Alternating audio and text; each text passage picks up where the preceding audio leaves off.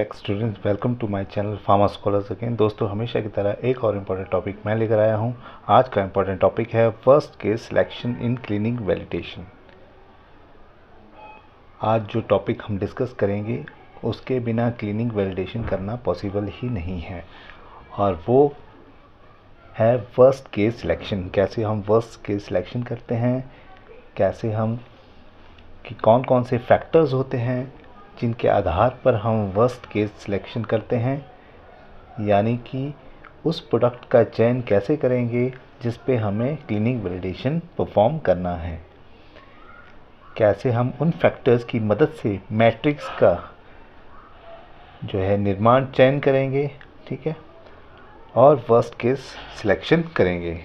तो matrix calculation कैसे करेंगे ये भी हम जानेंगे इस वीडियो में, ठीक है, जिससे कि हम वर्स्ट केस को सिलेक्ट कर सकें। तो आइए चलते हैं, लेट्स स्टार्ट द टॉपिक। सबसे पहला जो फैक्टर है जो कि फर्स्ट केस सिलेक्शन करने में सबसे इम्पोर्टेंट है वो है सॉल्युबिलिटी, ठीक है। सबसे पहला जो क्राइटेरिया है वो सॉल्युबिलिटी है। अगर किसी प्रोडक्ट की सॉल्युबिलिटी जो है वो अच्छी है, वो वर्स्ट केस में सिलेक्ट नहीं हो पाएगा, ठीक है। वर्स्ट केस हमारा वो प्रोडक्ट होगा जिसकी सॉल्युबिलिटी सबसे कम होगी, ठीक है। API which is hardest to clean और whose solubility is practically insoluble in water। तो ऐसा एक्टिव फार्मास्यूटिकल इंग्रेडिएंट जो कि जिसकी क्लिनिक सबसे डिफ़िकल्ट है और जो कि लगभग वाटर में जो है उसकी सॉल्युबिलिटी जो है वो बहुत कम होती है, ठीक। तो वाटर की सॉल्युबिलिटी जो है वो हमारा मेन क्राइटेरिया होता है फर्स्ट, क्योंकि हमारा जो मेन सॉल्वेंट होता है क्लीनिंग के लिए वो यूज़ होता है वाटर, ठीक है। तो वाटर सॉल्युबिलिटी हमारा सबसे इम्पोर्टेंट क्राइटेरिया है। If two APIs have the same solubility, अगर जो है सॉल्युबिलिटी दो APIs की सेम है तो हमें अगला फैक्टर सिलेक्ट करना है, वो है API पोटेंसी। तो आइए चलते हैं, जानते हैं API पोटेंसी के बारे में, कैसे हम उसको सिलेक्ट करेंगे। API पोटेंसी, तो क्या है API पोटेंसी? API पोटेंसी का मतलब है API with low quantity is more potent than API with higher quantity। यानी कि ऐसा एक्टिव फार्मास्यूटिकल इंग्रेडिएंट जिसकी जो है क्वांटिटी कम है वो ज़्यादा पोटेंट माना जाता है। ऐसा इसलिए क्योंकि उसका जो मिनिमम डोजेस है, जो इफ़ेक्टिव है, वो ज़्यादा इफ़ेक्टिव होता है, ठीक है, as compare to other product. जैसे कि एग्जांपल के तौर पे हम समझते हैं कि लीवोसिट्राजिन 5 mg API is used in one product and another ofloxacin 100 mg as minimum dose for other product, ठीक है। जैसे कि हम देख रहे हैं कि लीवोसिट्राजिन जो है वो 5 mg यूज़ किया जाता है मिनिमम डोजेज में, और जबकि ओफ्लॉक्सासिन मिनिमम डोजेज में 100 mg यूज़ किया जाता है, ठीक। तो इसका मतलब ये हुआ कि लीवोसिट्राजिन 5 mg में इफ़ेक्टिव है, ठीक है। मिनिमम जो डोज है, जिसका इफ़ेक्टिव डोज है वो 5 mg है, और ओफ्लॉक्सासिन का जो मिनिमम डोज है, जो इफेक्टिव है, वो 100 mg है, ठीक है। That means levocetirizine is more potent at lower dose, ठीक है, क्योंकि ये कम डोज में इसकी पोटेंसी ज़्यादा है, ठीक है। तो इसलिए जो हमारा कम डोज में इफेक्टिव है वो हमारा ज़्यादा पोटेंट होगा और हम उसे as a worst case select करेंगे। So it will be consider as a worst case, ठीक है। Levocetirizine will be consider as a worst case. चलते हैं नेक्स्ट फैक्टर की तरफ, API टॉक्सिसिटी। API टॉक्सिसिटी हम कैसे मेज़र करते हैं? वो मेज़र करते हैं लीथल डोज 50 क्राइटेरिया के थ्रू, ठीक। द प्रोडक्ट, ठीक है, तो हमारा लीथल डोज 50 वो डोज होता है जिस पे, वो मिनिमम डोज होता है जिस पे जो है 50% ऑफ एनिमल पॉपुलेशन डाई, ठीक है। उस डोज को हम लीथल डोज कहते हैं, ठीक है, LD50 कहते हैं। एग्जाम्पल के तौर पर टी, यानी कि जिसका LD50 कम है वो ज़्यादा टॉक्सिक होगा, इज़ मोर टॉक्सिक, ठीक है, क्योंकि उसका कम डोज रिक्वायर होगा 50% ऑफ पॉपुलेशन को किल करने के लिए, ठीक है, यानी कि उसका कम डोज टॉक्सिक है। इसीलिए प्रीगैवालिन हैज़ LD50 300 mg पर kg, ठीक है। प्रेगाबलिन की जो है वो LD50 है 300 mg पर kg एग्जाम्पल के तौर पे, ठीक है। And ofloxacin has LD50 5000 mg पर kg। तो इसमें हम देख रहे हैं कि प्रेगाबलिन जो है वो 300 mg पर kg पे टॉक्सिक है, जबकि ओफ्लॉक्सासिन 5000 mg पर kg तक टॉक्सिक है।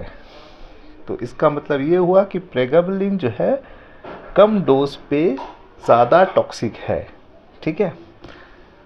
That means pregabalin is more toxic. तो इससे ये पता चल रहा है कि प्रेगाबलिन जो है वो ज़्यादा टॉक्सिक है, which means it will be the worst case. तो इसलिए हम प्रेगाबलिन को इस केस में सिलेक्ट करेंगे एज वर्स्ट केस। तो यहाँ पे ये बात मैं बता दूँ जस्ट फॉर एग्जांपल, ये एग्जांपल के तौर पे, ये एक्चुअल डाटा नहीं है, ये सिर्फ एग्जांपल के लिए समझाने के लिए यहाँ पे लिखा गया है, ठीक। एपीआई कॉन्सेंट्रेशन, एपीआई कॉन्सेंट्रेशन की बात करें तो API with more concentration will become worst. जिस एपीआई की कॉन्सेंट्रेशन ज़्यादा है वो ज़्यादा वर्स्ट होगा, ठीक है। एग्जाम्पल के तौर पे, one product is having 20 mg of API in 180 mg of excipients. हमारा एक एपीआई जो है वो, ठीक है, 180 mg एक्सिपिएंट्स में 20 mg हमारा एपीआई है, यानी टोटल 200 mg में 20 mg हमारा एपीआई है। और दूसरे में केस में the product is having 20 mg of API in 80 mg of excipients, ठीक है।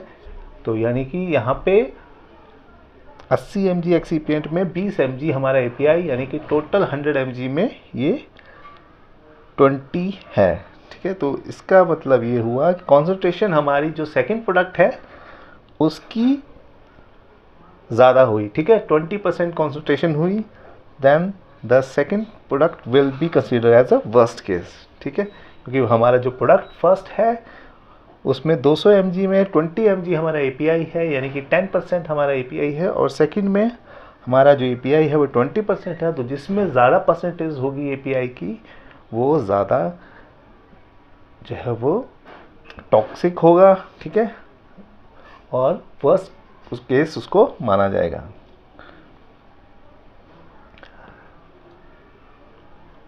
नेक्स्ट जो फैक्टर है वो है कलर ऑफ द प्रोडक्ट, ठीक है। तो कलर ऑफ द प्रोडक्ट भी जो है वो वर्स्ट केस आइडेंटिफाई करने में हमें हेल्प करता है। Product having colour are more difficult to clean compare to the product without colour, क्योंकि जो भी प्रोडक्ट है हमारा जिसमें कलर होता है तो उसकी क्लीनिंग जो है ज़्यादा डिफ़िकल्ट होती है जो कि विदाउट कलर होता है उसके मुकाबले। तो इसलिए जो कलर ड्रग्स हैं उनको हम वर्स्ट केस में सिलेक्ट किया करते हैं, ठीक है। So the colour drugs are consider as a first case. अगर केस में अगर हम देखें कि अगर जैसे सपोज़ दोनों ही प्रोडक्ट हमारे कलर हैं, ठीक, तो हम ऐसे कलर को सिलेक्ट करेंगे जिसकी जो क्लीनिंग है वो डिफ़िकल्ट होगी, उसको हम वर्स्ट केस मानेंगे, ठीक है। If both of the drugs are having colour then the one having the more insoluble colour, तो जो हमारा ड्रग होगा जिसके पास कलर ऐसा है जो कि ज़्यादा इनसॉल्युबल है, ठीक है, जिसकी जो वाटर सॉल्युबिलिटी है वो कम है, तो उसको हम एज वर्स्ट केस सिलेक्ट करेंगे, ठीक है। तो ये फैक्टर था कलर ऑफ द प्रोडक्ट। चलते हैं नेक्स्ट फैक्टर की तरफ, कॉन्टैक्ट सरफेस एरिया। तो अगला फैक्टर है हमारा इक्विपमेंट का जो कॉन्टैक्ट सरफेस एरिया है वो हमारा नेक्स्ट फैक्टर है। Product manufactured in big equipment will be the worst case due to the large batch size. तो इसमें लिखा गया है कि जिसका जो बैच साइज ज़्यादा होगा वो ज़्यादा बड़े इक्विपमेंट में बनाया जाएगा, और ज़्यादा बड़े इक्विपमेंट होगा तो उसका सरफेस एरिया भी ज़्यादा होगा।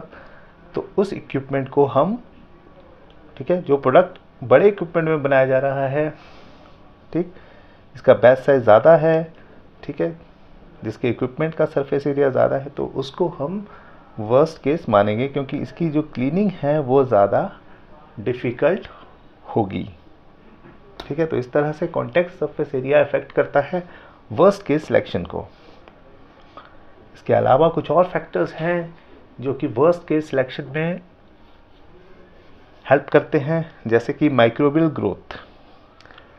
तो कुछ प्रोडक्ट ऐसे होते हैं जो कि ज़्यादा माइक्रोबियल ग्रोथ जिनमें होती है, ठीक है। तो इस फैक्टर की वजह से, माइक्रोबियल ग्रोथ फैक्टर की मदद से भी हम वर्स्ट केस सिलेक्ट कर सकते हैं। जैसे कि प्रोडक्ट्स हैविंग, कुछ प्रोडक्ट्स में ऐसे एक्सीपिएंट्स होते हैं, having excipients such as starch, lactose, sucrose, gelatin are prone more to microbial growth. तो ये जो कुछ एक्सीपिएंट्स यूज़ होते हैं ड्रग्स में, जैसे कि स्टार्च हो गया, लैक्टोज हो गया, सुक्रोज हो गया, जिलेटिन हो गया, तो इनके माइक्रोबियल ग्रोथ होना, इनमें जो है ज़्यादा चांसेस होते हैं माइक्रोबियल ग्रोथ होने की। ऐसे प्रोडक्ट्स को हम वर्स्ट केस में सिलेक्ट करते हैं, ठीक है। क्योंकि ये जो एक्सीपेंट रहते हैं, जैसे कि स्टार्च हो गया, लैक्टोज हो गया, सुक्रोज हो गया, जिलेटिन हो गया, इनमें जल्दी माइक्रोबियल ग्रोथ होती है। तो ये हमारा, इनकी क्लीनिंग भी ज़्यादा डिफ़िकल्ट होती है, तो इसलिए हम इनको as a worst case select करते हैं। नेक्स्ट जो फैक्टर है वो है मैन्युफैक्चरिंग प्रोसेस। तो मैन्युफैक्चरिंग प्रोसेस भी जो है अफेक्ट करती है वर्स्ट केस सिलेक्शन को। कैसे अफेक्ट करती है, आइए जानते हैं। Product manufactured by aqueous granulation method, यानी कि wet granulation, are more harder to clean than the one with dry mixing method. तो ऐसे प्रोडक्ट जो कि एक्वस ग्रैनुलेशन से, यानी कि वेट मिक्सिंग से बनाए जाते हैं, क्योंकि उसमें पानी यूज़ हो रहा है, बाइंडर यूज़ हो रहा है, तो इस वजह से वहाँ पे जो है माइक्रोबियल ग्रोथ होने के ज़्यादा चांसेस हैं और इसकी क्लीनिंग भी ज़्यादा डिफ़िकल्ट होगी, इसलिए इनको वर्स्ट केस सिलेक्ट किया जाता है, ठीक है। अगर हमारे पास दो प्रोडक्ट हैं, एक ड्राई मिक्सिंग में बन रहा है और एक हमारा वेट मिक्सिंग से बन रहा है, तो वेट मिक्सिंग वाले को हम as a worst case select करेंगे, ठीक। और इन केस अगर दोनों ही वेट मिक्सिंग के प्रोडक्ट्स हैं, then also depend upon the binder use. तो तब हमारा फैक्टर डिपेंड करेगा कि कौन सा बाइंडर यूज़ किया जा रहा है, ठीक। एग्जाम्पल के तौर पर corn starch as a binder is worst case. तो अगर हम कॉर्न स्टार्च को की बात करें तो उसमें माइक्रोबियल ग्रोथ जल्दी होती है दूसरे बाइंडर्स के मुकाबले, जैसे कि PVK30 हो गया, ठीक है। दूसरे बाइंडर्स के मुकाबले क्रॉसपोविडोन हो गया, इन बाइंडर्स के मुकाबले जो है ये जो बाइंडर है कॉर्न स्टार्च, इसमें जल्दी माइक्रोबियल ग्रोथ होती है। तो इसलिए जिस प्रोडक्ट में हम ऐसे बाइंडर्स का यूज़ करेंगे जैसे कि कॉर्न स्टार्च, तो उस प्रोडक्ट को हम as a worst case select करेंगे। Last but not the least factor, जिस पे भी डिपेंड करता है वर्स्ट केस सिलेक्शन, अगर हमारा जो API है वो वाटर सॉल्युबल नहीं है और हमें किसी क्लीनिंग एजेंट की ज़रूरत पड़ रही है क्लीनिंग करने के लिए, तो जो क्लीनिंग एजेंट हम यूज़ कर रहे हैं, ठीक है, वो फैक्टर एक अहम फैक्टर का रोल अदा करता है, ठीक है, फर्स्ट केस सिलेक्शन में। The product for cleaning of which cleaning agent is having less LD50 will be considered more toxic and hence the worst case। तो फिर हम क्या करेंगे, हमें उन क्लीनिंग एजेंट्स का जो है वो डाटा पता होना चाहिए, एजेंट्स का हमें LD50 डाटा पता होना चाहिए, ठीक है, कि मिनिमम टॉक्सिक डोज जो है, जो लीथल डोज क्या है दोनों का, वो पता होना चाहिए हमें। फिर जिसका जो है लीथल डोज कम होगा उसको हम वर्स्ट केस सिलेक्ट करेंगे। जिस क्लीनिंग एजेंट का लीथल डोज जो है वो कम होगा उसको हम as a worst case select करते हैं, ठीक है। तो ये लास्ट फैक्टर था क्लीनिंग एजेंट का। यहाँ पे हम देख सकते हैं एग्जांपल के तौर पर मैट्रिक्स के थ्रू कैसे हम सिलेक्ट करते हैं किसी भी प्रोडक्ट को, ठीक है, एज अ वर्स्ट केस। तो ये जस्ट फॉर एग्जांपल हैं, ये कोई क्लेम नहीं करता है कि इसमें वाटर सॉल्युबिलिटी एक्चुअल दी हुई है, कुछ नहीं, जस्ट फॉर एग्जांपल है ये। एक्टिव इंग्रेडिएंट्स की बात करें जैसे कि टैम्सुलोसिन हो गया, ठीक है, यहाँ पे वाटर सॉल्युबिलिटी उसकी लिखी हुई है स्पेरिंगली सॉल्युबल, जिस वजह से उसको 3 आउट ऑफ 5 नंबर दिए गए हैं। ठीक है, जितना वर्स्ट कोई चीज़ होगी उसको उतना ज़्यादा नंबर दिए जाते हैं। तो LD50, ठीक है, इसका यहाँ पे 1 नंबर दिया हुआ है कि 3000 mg/kg है टैमसिडोसिन का, और स्ट्रेंथ 40 mg है, तो इसलिए इसको 2 पॉइंट दिए हुए हैं। ईज़ ऑफ क्लीनिंग इसकी इजी है, इसलिए इसको 1 पॉइंट दिया हुआ है। और हम देख सकते हैं कि यहाँ पे सब फैक्टर्स को मल्टीप्लाई करके हमने टोटल नंबर्स निकाले हैं। ठीक है, वैसे ही हमने ओमिप्राजोल के लिए किया है। ठीक, स्पेलिंगली सॉल्युबल है और लिथल डोज मिलाया है, स्ट्रेंथ देखी है, फिर क्लीनिंग की ईज़ ऑफ क्लीनिंग देखी है, फिर हमने टोटल जो नंबर्स हैं वो कैलकुलेट किया है। ठीक है, एक क्वांटिटेटिव वैल्यू देते हैं हम इस तरह से। और जैसे प्रेगाबलिन है तो यहाँ पे प्रैक्टिकली इनसॉल्युबल दिखाया हुआ है प्रेगाबलिन को, तो इस वजह से इसके 5 पॉइंट्स हैं।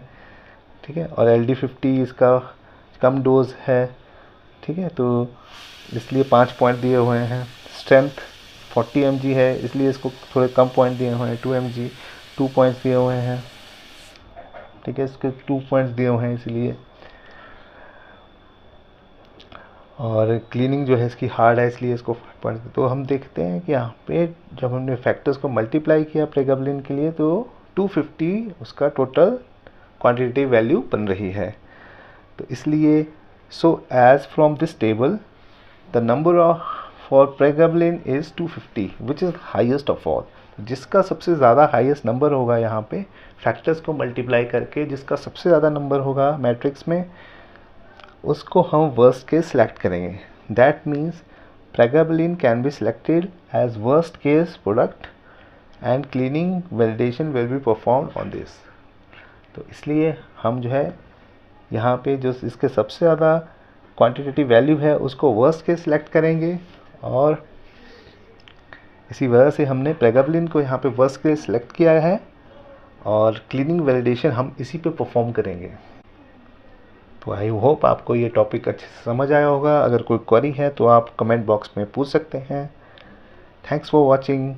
Please like, share and do not forget to subscribe my channel. Thank you for watching. Bye bye. Take care.